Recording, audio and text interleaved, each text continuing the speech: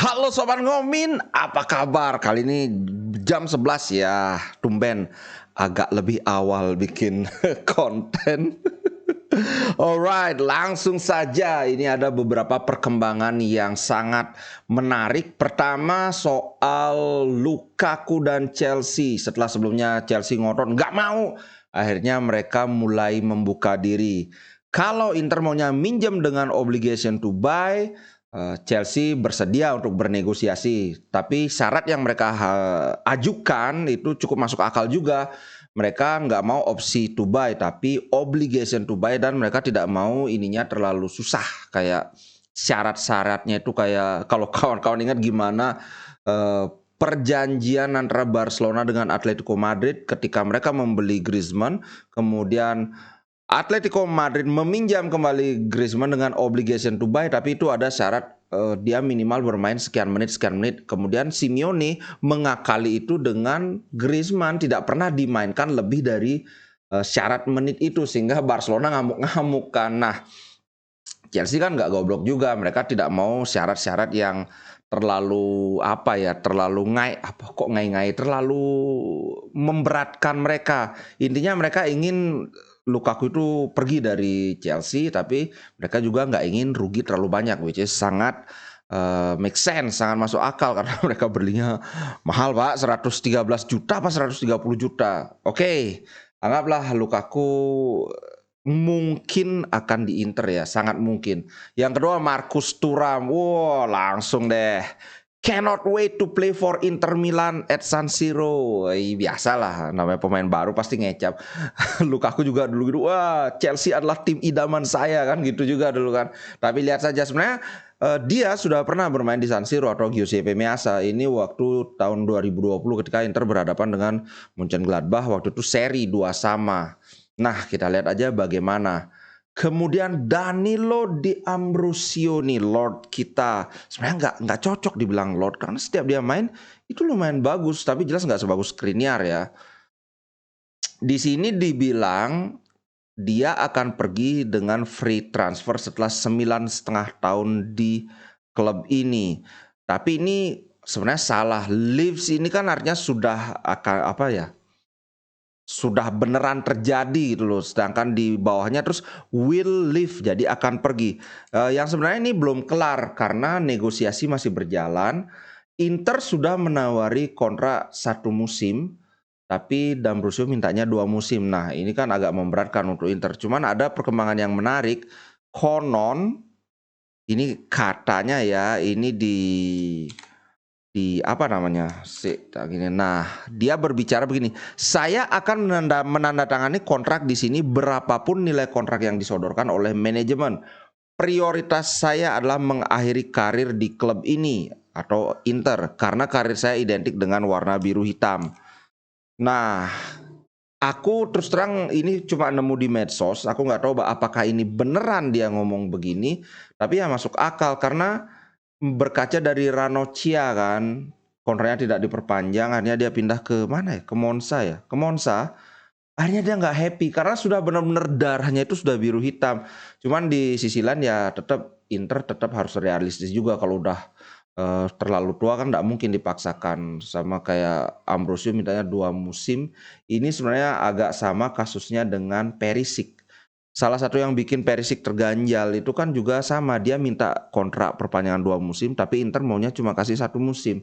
Akhirnya dia udah enggak tanda tangan. Entah bagaimana Ambrosio, apapun yang diambil keputusan Ambrosio, aku salut dan respect dengan pemain ini. Walaupun bukan status bintang, tapi setiap dia dimainkan dia selalu memberikan, selalu sprint, memberikan pressing, nggak kayak Korea, nggak kayak Rogolimo kan. Makanya walaupun dia nggak hebat-hebat amat, tapi kita sebagai fans sangat mengapresiasi. Kemudian next, Aslani. Inter pun akhirnya menegaskan bahwa Aslani tidak akan dipinjamkan musim ini, dan Inter semacam memberi janji, tepatnya Inzaghi sih, bahwa musim ini dia akan mendapatkan menit bermain lebih banyak. Nah ini sebenarnya salah satu yang membuat Inter sangat ya udah deh Brozovic dijual saja, karena di satu sisi memang kualitas Aslani dan Brozovic jelas masih jauh banget.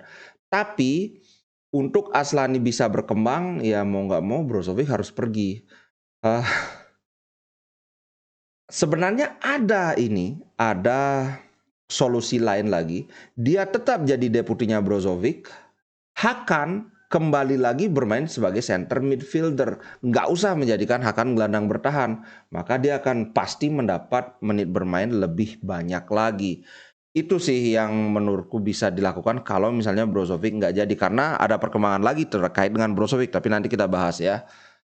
Kemudian Schelotto ini, kalau kawan-kawan ingat, Schelotto mantan pemain Inter di era ke-8, dia ini ringan aja membela Inter terkait yang Inter dibilang untung-untungan aja masuk final, dan aku setuju banget. Dia bilang intinya adalah mencapai final itu bukan hal mudah. Karena begini, ini berkali-kali aku bilang, dan ini sangat menyebalkan, masih aja fans Milan dan fans Juve yang bilang bahwa Inter itu kan ke final untung-untungan aja. Mereka benar-benar, terutama itu juga si Koci itu, mereka benar-benar menutup mata bahwa perjalanan Inter ke final itu tidak mudah, walaupun memang tidak ketemu tim besar. Tapi form dari tim-tim yang dihadapi Inter itu semua luar biasa. Misalnya Munchen, kita memang kalah 2 kali lawan Munchen di group stage, tapi waktu itu Munchen itu masih dipegang oleh Nagelsmann. Waktu itu Munchen adalah kandidat juara, salah satu kandidat terkuat. Itu satu. Yang kedua, Barcelona. Kita bisa mengalahkan Barcelona. Barcelona itu juara Liga Spanyol. 10 poin di atas Real Madrid. Artinya kalau Madrid dianggap hebat, harusnya Barcelona lebih hebat lagi dong.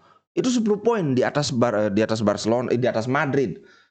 Kemudian Porto lagi. Benar, Porto itu memang bukan tim yang ya hebat banget lah, bertabur bintang bla bla bla, tapi form Porto di Liga Champions itu hebat banget. Semua tim Italia itu dipecundangi sama Porto sebelum Inter Milan. Gak ada tim yang bisa ngalahin Porto. Itu Porto. Kemudian Benfica. Benfica itu tidak terkalahkan sebelum ketemu Inter Milan. Dan kalau kawan-kawan lihat bagaimana performa Benfica itu, sampai-sampai kan ada yang ngomong, ketemu Benfica nggak bakalan lolos itu Inter Milan. Tahu-tahu Inter lolos, menang 2-0, kemudian seri 3-3. PSG pun nggak berkutik lawan Benfica. Juventus juga kalah. Juventus seri dan kalah kalau nggak salah. Sorry kalau kalah nanti ada yang tersinggung fans Juve. Intinya nggak ada yang bisa ngalahin Benfica selain Inter di Liga Champions. Tidak ada. Kemudian bahkan yang paling nyata, di final itu Inter mencetak peluang 2 kali lipat lebih banyak daripada City. Dan City dibikin nggak berani pressing seperti yang biasa mereka lakukan. Walaupun si coaching ngotot, ini bukan Internya yang main bagus, tapi City yang main jelek. Kalau namanya orang benci kayaknya memang udah susah, nggak bisa. Yang jelas apalagi mereka tambah kesel karena tidak seperti klub mereka, seperti Juve, seperti Milan yang ketika Milan kalah, ketika Juve kalah mereka Allegri out. Siapa lagi? Pioli out. Kemudian akhirnya malah Maldini yang dipecat. Intinya ketika mereka kalah, mereka akan menghujat. Sedangkan kita ketika kalah lawan City, justru Inter mendapatkan standing ovation. Ini adalah sebuah relasi antara klub dan fans yang sangat erat, yang sangat bikin iri. Makanya banyak yang pingin balik ke Inter. Hakimi pingin balik, Lukaku ngotot nggak mau ke tim lain selain ke Inter. Perisic juga kabarnya ingin balik. Ambrosio bahkan sampai berapapun kontraknya aku mau. Karena Ambrosio katanya dia punya restoran bintang 5 di Italia. Jadi dia sebenarnya nggak terlalu butuh duit. Nah, Schelotto juga bilang itu. Intinya mencapai final Liga Champions itu tidak mudah. Kebetulan itu memang bisa saja terjadi dalam sepak bola, tapi kalau kebetulannya terus-terusan itu bukan lagi kebetulan, itu bukan lagi keberuntungan. Sudahlah, habis ini aku nggak mau lagi membahas soal Inter yang keberuntungan aja mencapai final. Next, kalau kalian masih ingat Yunus Musah, gelandang Amerika Serikat, Inter kembali menggelorakan keinginan untuk membeli Yunus Musah sebagai pemain cadangan tapi bukan pemain utama. Dan kebetulan lagi-lagi kita akan bersaing dengan AC Milan. Kita lihat saja, aku nggak terlalu tertarik membahas terlalu banyak karena ini bukan diplot sebagai pemain utama, nggak seperti Fratesi dan Milinkovic Savic. Ngomong-ngomong, semakin berjalannya waktu justru kelihatan Inter mulai meredup niatnya untuk mengambil si Fratesi. Kalau sebelumnya dikabarkan meredup niatnya untuk mengambil Milinkovic Savic karena harganya terlalu tinggi, ya iyalah, masa 40 juta pemain tinggal setahun lagi. Sementara Brozovic yang waktu kontraknya itu masih sampai 2026 dihargai 23 juta, kan nggak masuk akal. Ya udah didiamin aja Lazio. Ternyata Milan juga ngediamin, Juventus juga ngediamin. Nah sekarang Lazio sudah menurunkan harga Milinkovic Savic. Sementara di sisi lain Sassuolo mengangkat harga Fratesi sampai 40 juta. Akhirnya Inter sekarang mendiamkan saja, udah tunggu aja dulu Fratesi, kalau enggak ya enggak apa, mungkin nanti akan didiamkan lagi. Nah ini kabarnya ya udahlah, kalau Fratesi kemahalan mending ambil Milinkovic Savic saja. Cuman begini, Fratesi itu harganya pasti akan lebih mahal dari Milinkovic Savic. Milinkovic Savic karena satu dia lebih tua walaupun masih di masa keemasan, ya kan umurnya 28 tahun.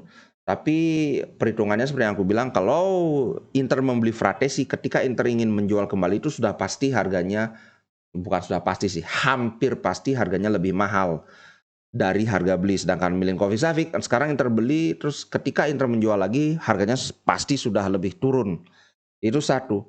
Tapi gajinya Milinkovic Savic lebih gede dibandingkan Fratesi. Nah, ini yang mungkin akan menjadi ganjalan. Cuma kalau Inzaghi sih dari awal memang dia lebih berminat terhadap Milinkovic Savic. Aku sudah bilang alasannya apa. Karena Fratesi itu masih muda, mungkin puncaknya dia akan sekitar 2 atau 3 tahun lagi. Saat itu Inzaghi belum tentu masih di Inter, sedangkan Milinkovic Savic sekarang datang, sekarang langsung udah masa keemasan, sudah hebat lah. Jadi Inzaghi bisa langsung menikmati kan. Itu. Nah, sekarang kabarnya Lazio sudah menurunkan harga Milinkovic Savic, bahkan kalau 30 juta mereka sudah bersedia negosiasi. Inter inginnya di sekitar angka 25 juta.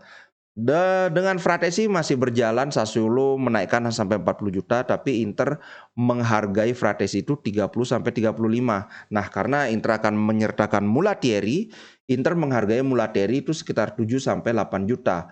Berarti idealnya dari sisi Inter itu akan memberikan duit sekitar 20 sampai 25 juta ditambah Fratesi. Nah, ini yang masih belum bisa diterima oleh Sassuolo. Nah, sekarang kita ngomongin Brozovic. Apa sih yang terjadi sama Brozovic? Brozovic kita tahu sudah menolak Al-Nassr. Kemudian dia masih menunggu Barcelona. Sedangkan Barcelona ini terkait juga. Al-Ahly dikabarkan tertarik untuk membeli Kessie. Nah, kalau Kessie pindah ke Al-Ahly, ngomong-ngomong itu ditawarnya 20 juta. Menurutku 20 juta untuk pemain sekelas Kessie itu murah banget.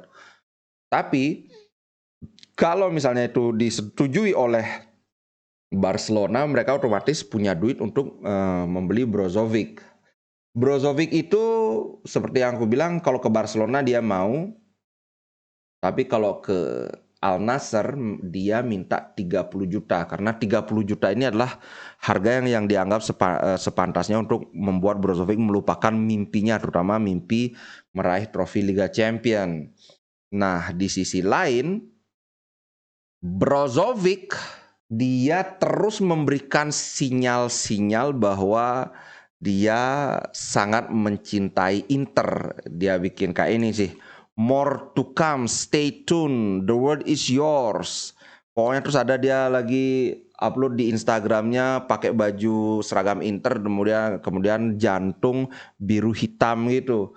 Nah ini kayaknya Brozovic pinginnya tetap di Inter, apalagi ada yang bilang bahwa dari circle-nya Brozo sebenarnya Brozovic nggak pingin pergi dari Inter, tapi dia tahu Inter lagi butuh duit dan Inter akan mendapatkan keuntungan dengan menjual dia. Nah ini beda banget dengan Skriniar. Skriniar itu tahu Inter butuh duit, tapi dia lebih memilih pergi dari Inter dengan status bebas transfer. Nah ini yang agak menyebalkan, tapi ya sudahlah, aku lebih memilih mengingat jasa dia selama berseragam Inter, selalu selalu berjibaku kalau main, ya udah dilupakan saja.